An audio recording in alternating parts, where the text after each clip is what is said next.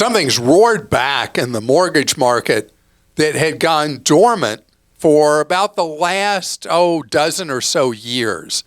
And that is ARMs, adjustable rate mortgages. They're being pushed on people doing refis. They're being pushed on people buying a home.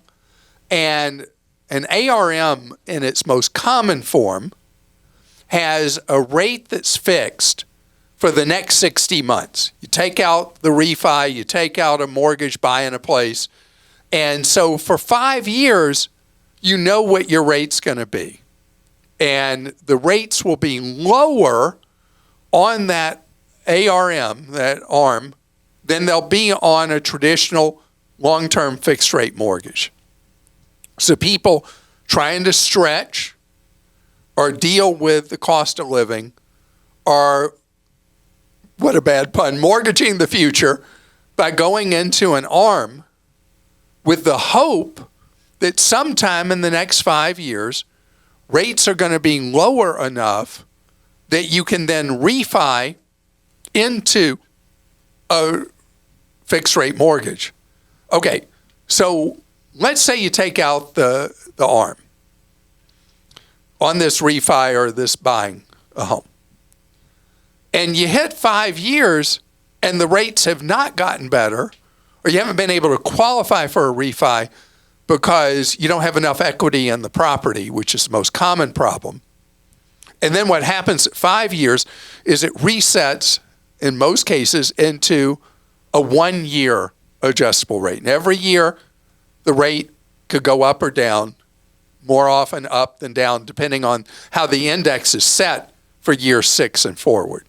It's taking on a really high level of potential risk. Now, if you have substantial equity in your home and your intention, not certainty, but your intention is to stay a shorter period of time rather than a longer period of time, and you can get a meaningfully lower payment and interest rate by going from your fixed rate into an adjustable rate, that was if, then doing an ARM can make sense.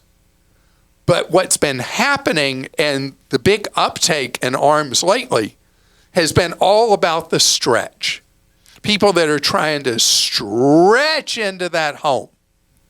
And so you're buying a home, minimal down payment, you're taking out the ARM, and you're worrying about the details later. And the problem with that is later happens. And if you put in a low down payment, you're not going to be able to refi, because when you refi, you've got to have meaningful equity. Home values are not going to go up for years to come, maybe for a long, long, long time, like they did for a short period of years where the values were ratcheting up year by year. The market overshot, which is why roughly half of housing market surveyed in the United States have declining home prices now instead of rising. The market is wheezing from the price points, and that's why you can't count on getting in, having rising prices of homes covering you with more flexibility. So when should you take out an ARM?